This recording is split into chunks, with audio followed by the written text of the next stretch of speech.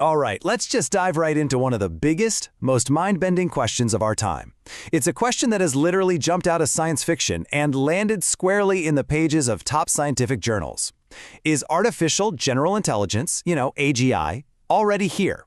Well, according to a team of pretty serious scientists, the answer isn't a maybe or a soon. It's a flat-out, unequivocal yes. This whole thing kicked off way back in 1950. The genius Alan Turing posed that famous question, can machines think? And for the better part of a century, that question has just been hanging out there. But now, you have this group of researchers, and they've published a paper in Nature, which is a huge deal, with a very simple, very bold answer, yes. So that's really the heart of what we're going to unpack today, looking at their analysis. Does AI genuinely have human-level intelligence? The evidence they lay out is, well, it's pretty compelling, and it really forces you to stop and question some of the things we thought we knew about what intelligence even is. So how in the world do we tackle a claim this massive? Well, here's the game plan. First, we're going to look at what these scientists are actually saying. Then, we'll get into the nitty-gritty of the evidence they're pointing to. After that, we need to clear the air on what AGI actually means, because there's a lot of confusion. Then, we'll take on the biggest criticisms and wrap it all up with the most important question of all. Why should any of us care? Okay, first up, the big declaration. The folks behind this paper, they are not beating around the bush. They state, very plainly, that the problem of creating artificial general intelligence is solved. Listen to this direct quote from the paper. The vision of human-level machine intelligence laid out by Alan Turing in the 1950s is now a reality. Wow, that is not a small statement. So you have to ask, what on earth are they basing this on? So yeah, how do you even begin to prove something so huge? Well, the authors say it's not about one single aha moment. It's more like a cascade of evidence. All these different pieces that when you put them all together, paint a picture that's pretty hard to ignore. Okay, just look at this result from a modern-day Turing test. An AI model was put to the test, and judges thought it was a human 73% of the time. Now here's the kicker. In that same test, actual humans were only identified as human about 60% of the time. Let that sink in. The AI was actually more convincingly human than we are. But it goes way, way beyond just being a good conversationalist. The evidence pile includes things that we used to think were exclusively for human geniuses. I'm talking about winning gold medals at the International Mathematical Olympiad, helping mathematicians prove new theorems, coming up with scientific ideas you can actually test, acing PhD-level exams in a bunch of different subjects, and even writing poetry that people actually prefer to poetry written by human experts. The range of skills here is just staggering. So you see all that, and you have to wonder, if the case is so strong, why isn't everybody on board? Well, the authors think a huge part of the problem is just confusion. We're all out here arguing about AGI, but we can't even agree on what the word means.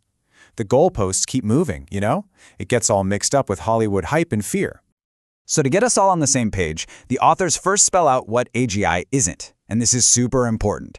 It is not perfection. No human is an Einstein at everything, right? It's not universality. It can't do every single thing a brain could possibly do.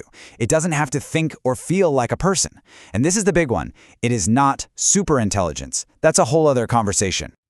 Okay, so with that cleared up, let's get into the counter-arguments. The paper dives right into the 5 biggest objections you always hear in this debate, and they respond to every single one. First up, the big one. You've probably heard this phrase. They're just stochastic parrots. Stochastic is just a fancy word for random. The idea is that these AI models are just expert mimics, randomly mashing words together based on patterns they've seen, with zero real understanding. But the reality, according to this paper, is that that idea just doesn't hold water anymore. When a model can solve brand new math problems that have never been published, or take what it learned from coding and use it to reason better about something totally different, that's not just parroting, that's real problem solving. All right, next up, the embodiment argument. This is the idea that to be truly intelligent, you need a physical body to, touch things, move around, and learn from the world. Without that physical experience, can you really understand anything? The authors call this a human-centric bias. We just assume intelligence has to look like ours. And they use the incredibly powerful example of Stephen Hawking. Nobody ever questioned his profound intelligence, right? Even with his severe physical limitations. It shows that intelligence and having a body that can do stuff are two separate things. Okay, this next one is related. It's the argument that AI doesn't have a true world model, basically an internal gut feeling for cause and effect. The critique says it's just connecting words, not actual concepts about how the world works. But the proof of a world model is in prediction. When you can ask an AI why a glass will shatter if you drop it, but a pillow won't, and it gives you the right answer, or it can solve new physics problems, the authors argue it has to have some kind of internal model of the rules of the world to do that. Here's another classic critique. Since these things are trained on text, they must be limited to just text stuff. They're like a wizard with words, but that's where their magic ends. The paper pushes back on his heart. It says, think about it. Language is basically humanity's ultimate zip file for all of our knowledge. So LLMs aren't just juggling words, they're unzipping that file, extracting the knowledge inside, and using it for stuff that has nothing to do with language, like helping a biologist design a new experiment. And finally, we have the agency objection. Today's AIs don't have their own goals. They don't wake up in the morning and decide to do something. They just sit there and wait for us to give them a prompt. So can something that passive really be intelligent? This point is so interesting. The authors say we're mixing up two different things here, intelligence and autonomy. And their analogy is perfect.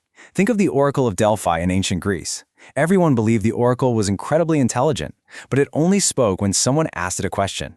It didn't need its own agenda to be considered wise. So, after going through all the evidence and shooting down the biggest objections, we land at the final and honestly the most important question. Why does any of this matter? Who cares what label we put on it? Well, as the authors argue, this is so much more than just a debate for philosophers. So what are the stakes? Well, they're huge. First, there's policy. We can't make smart rules for this stuff if we're all pretending AGI is still 50 years away. Second, risk. To manage the potential dangers, we have to be honest about what it can actually do. And finally, it's about us. Acknowledging AGI forces us to ask some really deep questions about what it means to be intelligent and what our role is now. And that's where this all leads. According to this analysis, that 75-year-old question from Alan Turing has been answered. His vision of a machine that can think is here.